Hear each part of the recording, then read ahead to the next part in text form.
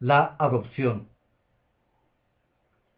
La adopción es un acto de la gracia de Dios distinto y adicional a los otros actos de gracia que forman parte de la aplicación de la redención. Decir esto podría parecer del todo innecesario. ¿Acaso el mismo término y el significado específico que va con él no implican claramente su naturaleza peculiar? Pero no es superfluo enfatizar el hecho de que es un acto distinto que conlleva sus propios privilegios peculiares. Es particularmente importante recordar que no es lo mismo que justificación o regeneración. Demasiadas veces ha sido considerado como simplemente un aspecto de la justificación o como otra forma de expresar el privilegio conferido por la regeneración. Es mucho más que cualquiera o que ambos actos de gracia. La justificación significa nuestra aceptación para con Dios como justos y el otorgamiento del derecho a la vida eterna. La regeneración es la renovación de nuestros corazones según la imagen de Dios. Pero por sí mismos, estas bendiciones, por preciosas que sean, no indican lo que se confiere mediante el acto de adopción. Por adopción, los redimidos llegan a ser hijos e hijas del Señor Dios Todopoderoso. Son incorporados a la familia de Dios y reciben los privilegios de ella. Ni la justificación ni la regeneración expresan precisamente esto. Un texto que establece el carácter especial de la adopción es el capítulo 1, versículo 12 del Evangelio de San Juan.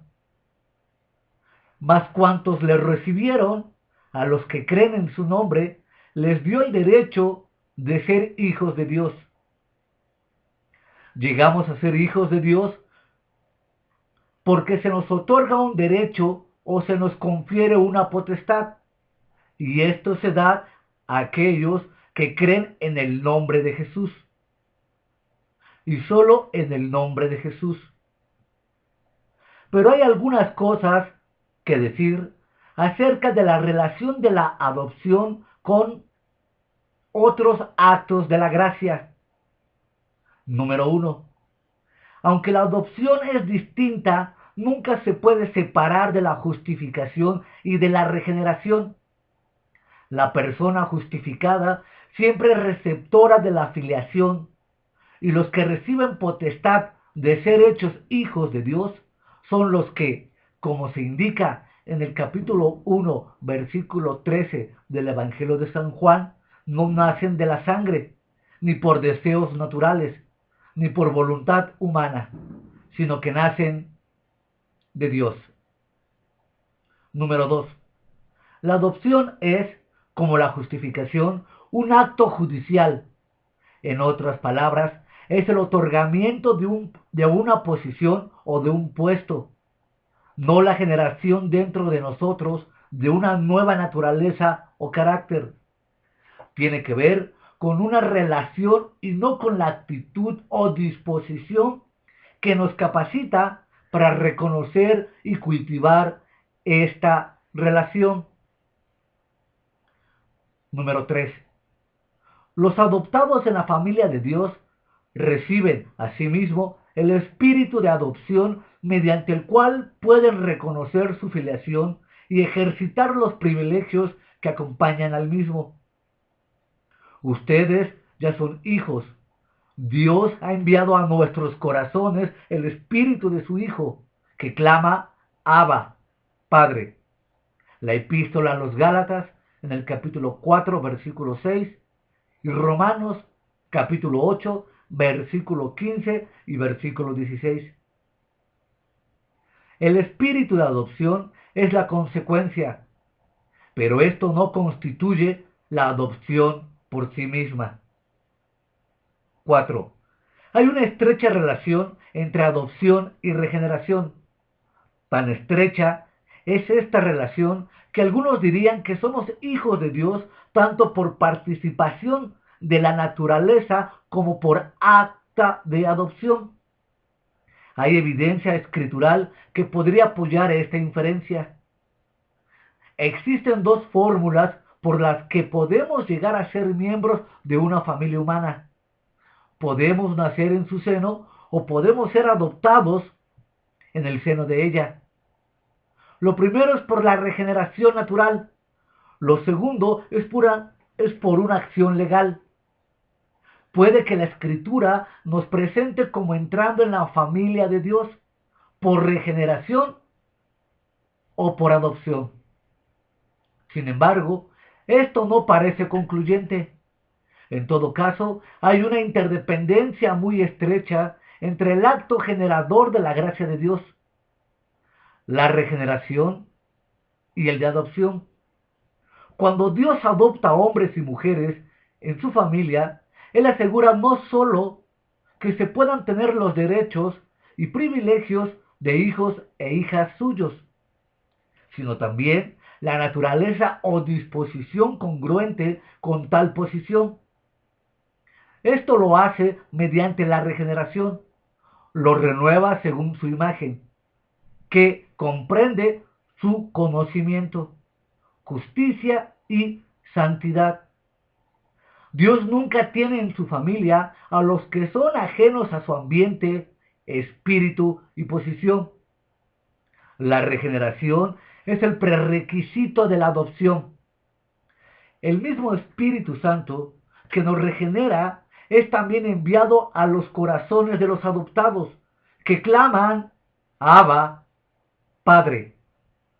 Pero la adopción misma no es simplemente regeneración, ni es el espíritu de adopción. Lo primero es el prerequisito, lo segundo es lo consiguiente. La adopción, como lo implica claramente el término, es un acto de transferencia desde una familia ajena a la familia del mismo Dios. Este es ciertamente el punto culminante de la gracia y del privilegio. No osaríamos desvalorizar tal gracia afirmando que es algo aparte de la propia revelación de Dios y de la seguridad que ella ofrece. Abruma la imaginación a causa de su asombrosa compasión y amor. Solo el Espíritu podría ser el sello de la misma en nuestros corazones. Ningún ojo ha visto, ningún oído ha escuchado, ninguna mente humana ha concebido lo que Dios ha preparado para quienes lo aman.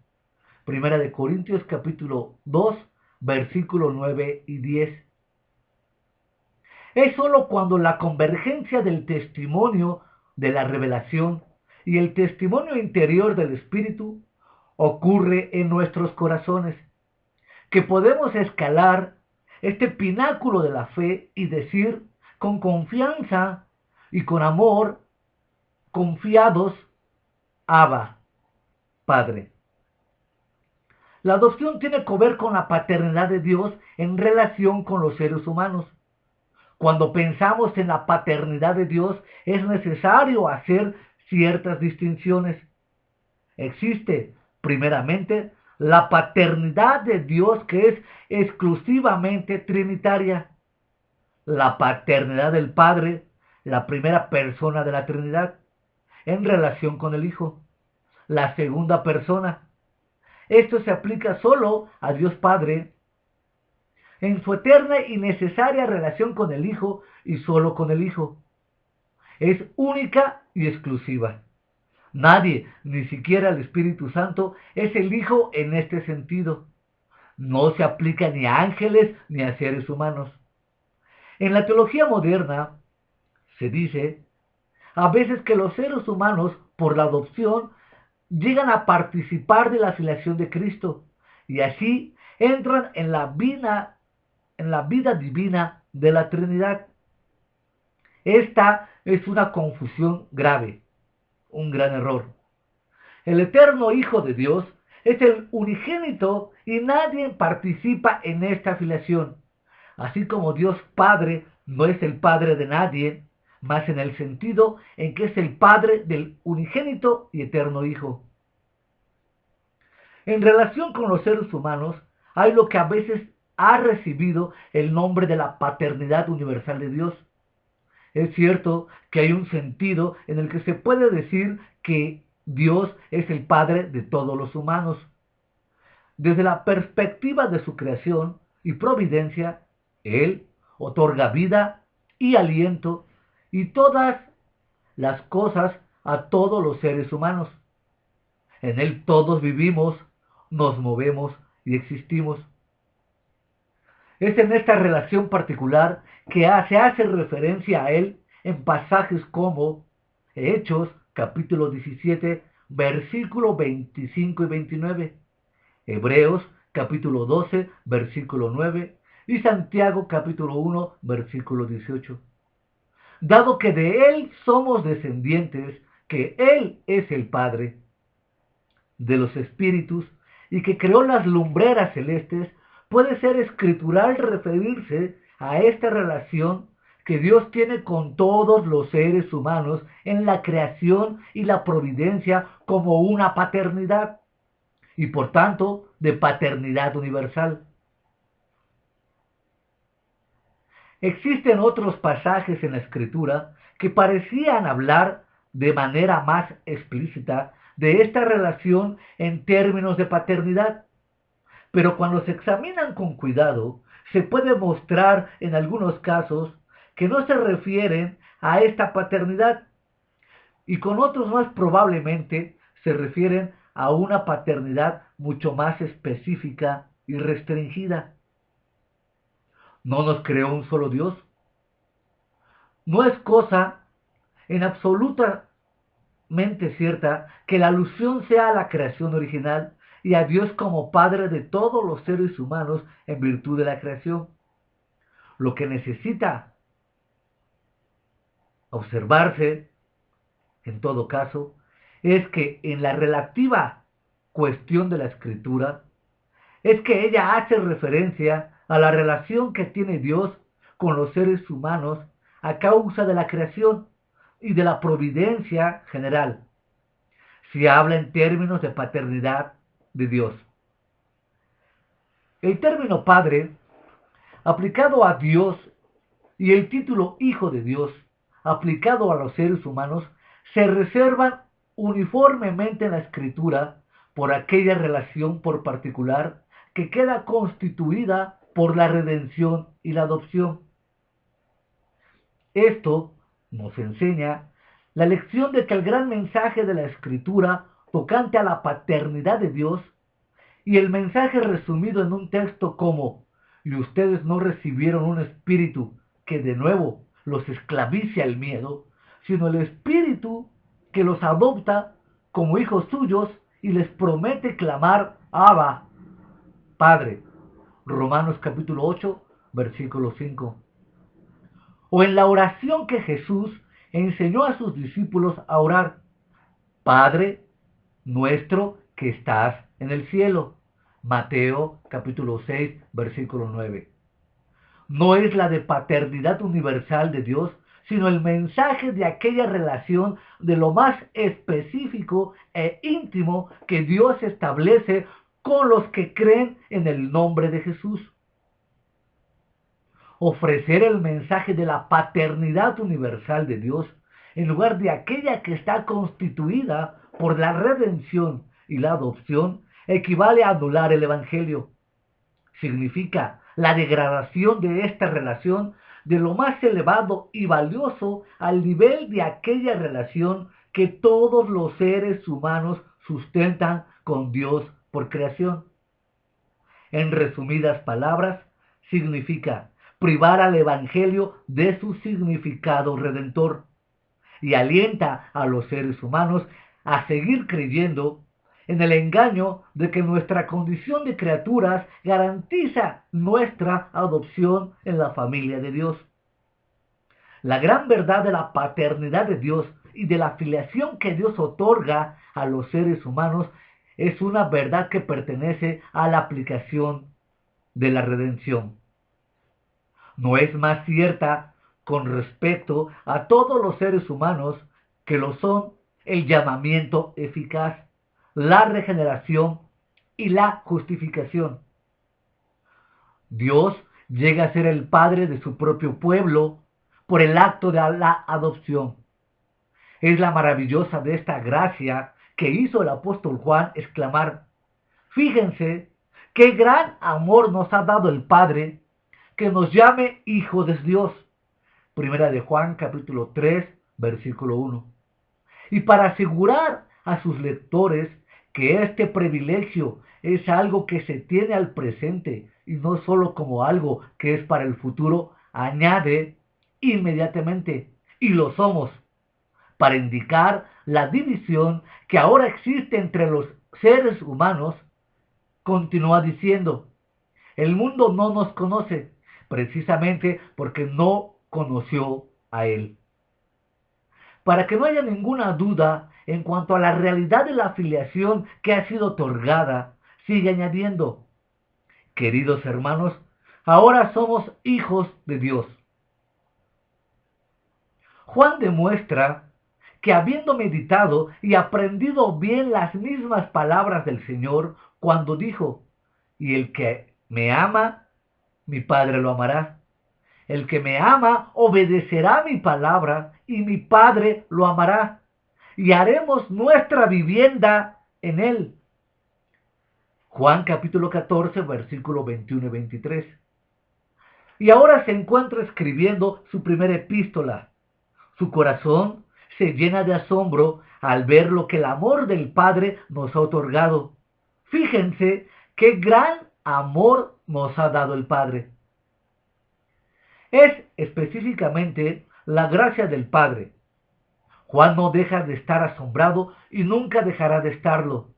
La eternidad no apagará su asombro.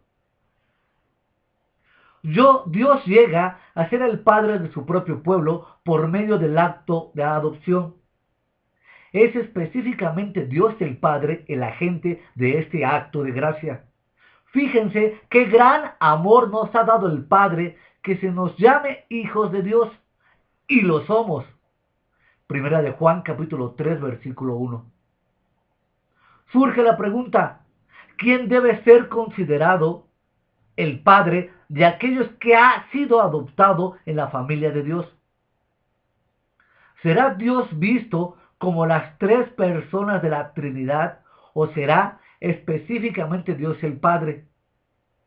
Y cuando el pueblo de Dios se dirige a Dios como Padre, ¿a quién realmente se está dirigiendo?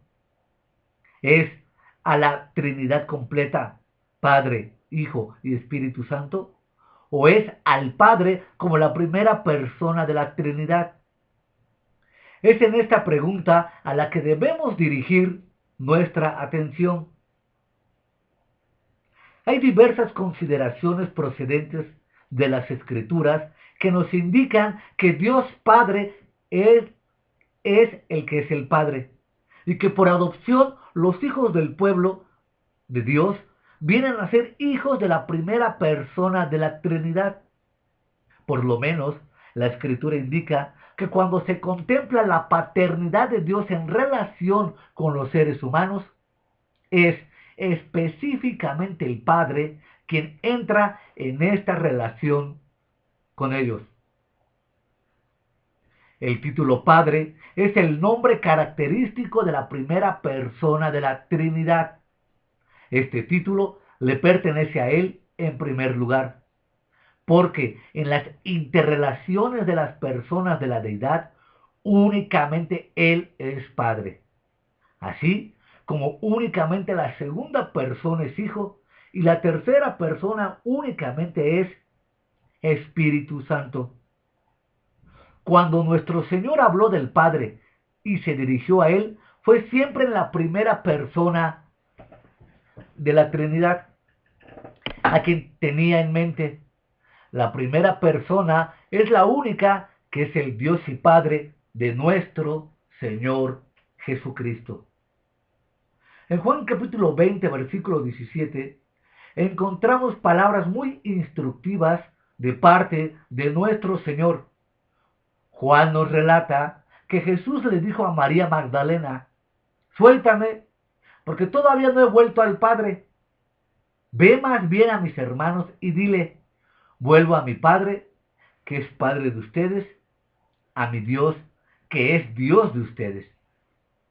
Está claro que cuando Jesús dijo: todavía no he vuelto al Padre, no podía referirse a otro que a la primera persona de la Trinidad, el Padre.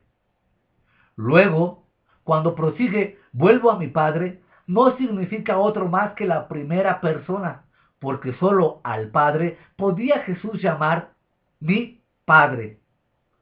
Pero la importante observación para nuestro actual propósito es que la misma persona a la que Jesús llama mi Padre, también llama el Padre de los discípulos. El Padre a quien Jesús estaba a punto de subir era no solo su Padre, sino también el Padre de los discípulos. Es la misma persona del Padre, aunque lo característico de la relación con el Padre es celosamente mantenido por nuestro Señor. No dice Él: vuelvo a vuestro Padre, sino más bien: vuelvo a mi Padre, que es el Padre de ustedes, a mi Dios, que es Dios de ustedes. Jesús llama muy frecuentemente al Padre, la primera persona de la Trinidad, mi Padre que está en el cielo. La forma de expresión varía ligeramente porque siempre tiene el mismo sentido. La forma de expresión varía ligeramente porque siempre tiene el mismo sentido. Y también, al hablar a sus discípulos, emplea la misma clase de expresión: su Padre que está en el cielo.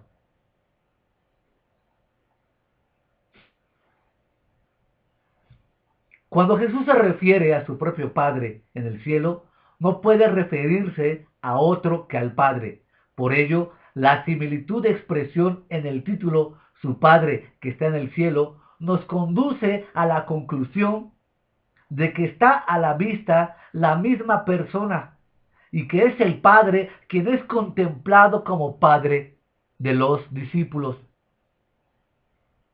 En el Nuevo Testamento, en general, el título el Padre es indudablemente el nombre personal de la primera persona de la Trinidad.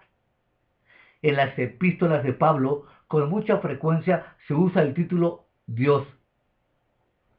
También como el nombre personal de la primera persona en distinción al Hijo y al Espíritu.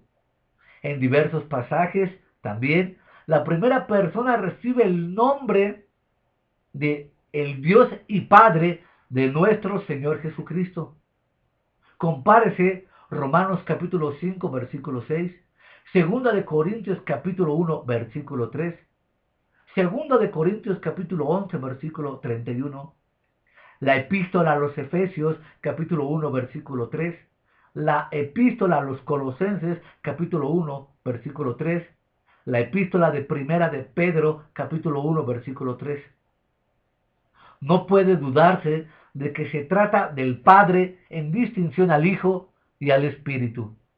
Lo mismo sucede con el título Dios el Padre o su equivalente más cercano, como sucede en Gálatas capítulo 1 versículo 1, Efesios capítulo 6 versículo 23, Filipenses capítulo 2 versículo 11, Primera a los Tesalonicenses capítulo 1 versículo 1, Segunda epístola a los Tesalonicenses capítulo 1 versículo 2, Primera epístola a Timoteo capítulo 1 versículo 2, Segunda epístola a Timoteo capítulo 1 versículo 4, Primera epístola de Pedro capítulo 1 versículo 2, Segunda epístola de Pedro capítulo 1 versículo 17, Segunda de Juan capítulo 3, Judas capítulo 1 y Apocalipsis capítulo 1 versículo 6. En casi todos estos pasajes se distingue a Dios Padre del Hijo y en Primera de Pedro capítulo 1 versículo 2 del Espíritu Santo. Ahora bien, la importancia de hacer estas observaciones es porque ahora nos ocupa que cuando Dios es llamado el Padre de los creyentes, tenemos una estrecha similitud de expresión con la que encontramos en los casos acabados de citar, en los que no se puede tener ni haber duda alguna de que la persona de la Trinidad es a la vista el Padre, la primera persona. En pasajes como estos, no solo hallamos la similitud de expresión en los títulos Dios el Padre y el Dios y Padre de nuestro Señor Jesucristo, sino que también abunda la persona denominada Dios nuestro Padre. Se diferencia del Señor Jesucristo, y esto no significa sencillamente que la persona que es llamada nuestro Padre es distinta del Señor Jesucristo. Esto equivale a decir que es el Padre quien es nuestro Padre. En este mismo contexto, segunda de Tesalonicenses, capítulo 2, versículos 16 y 17, ilustra bien lo distintivo de la primera persona como la persona a considerar en relación paterna de que Dios sustenta con todos los seres humanos. Que nuestro Señor Jesucristo mismo y Dios nuestro Padre, que nos amó y por su gracia nos dio consuelo eterno y una buena esperanza, los anime y les fortalezca el corazón, para que tanto en palabra como en obra hagan todo lo que sea bueno. Sobre la base de esta evidencia, se nos conduce a la conclusión de que cuando se piensa en Dios en términos de adopción, como nuestro Padre celestial o nuestro Padre, es la primera persona de la Trinidad, es decir, específicamente el Padre, quien está siendo considerado. El pueblo de Dios es lo mismo que los hijos de Dios el Padre, y Él mantiene con ellos esta suprema e íntima relación. Este hecho destaca lo maravilloso de la relación establecida por la adopción, la primera persona de la Trinidad. No solo es Dios el Padre, sino que nuestro Señor Jesucristo es también el Dios y Padre de los que creen en el nombre de Jesús. Por supuesto, no debemos asemejar la relación de que Dios Padre tiene con el Hijo, con la relación de que Dios Padre tiene con la humanidad. La regeneración eterna no debe ser identificada con la adopción. Nuestro mismo Señor mantuvo la distinción. Él no incluyó a los discípulos cuando se refería a sí mismo, ni se dirigió al Padre como nuestro Padre, cuando estaba en presencia de ellos. Él dijo a sus discípulos: ustedes deben orar así: Padre nuestro que estás en el cielo. Mateo capítulo 6, versículo 9. Él ignoró la oración que estaba enseñándoles y en realidad no hubiera podido hacerlo. Y a María Magdalena le dijo: vuelvo a mi Padre que es Padre de ustedes, a mi Dios que es Dios de ustedes. Pero aunque la relación de paternidad es diferente para cada caso, es la misma persona la que es Padre del Señor Jesucristo en el inefable misterio de la Trinidad, y que es el Padre de los creyentes en el ministerio de su gracia adoptiva. Dios, el Padre, no solo es el agente específico en el acto de la adopción, también constituye a aquellos que creen en el nombre de Jesús, en sus propios hijos. ¿Podría acaso algo revelar la maravilla de la adopción o certificar la seguridad de su tenencia y privilegio de manera más específica que el hecho de que Él mismo, Padre, a causa de quien todas las cosas son y por medio de quien existen, quien hizo aquel que es la fuente de la salvación perfecto por medio de los padecimientos, llegue a ser por acto de la gracia el Padre de los tantos hijos que Él llevará a la gloria?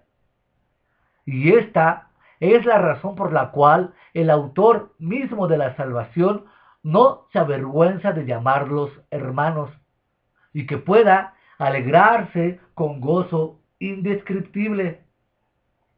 Aquí me tienen con los hijos que Dios me ha dado, según Hebreos capítulo 2, versículo 13.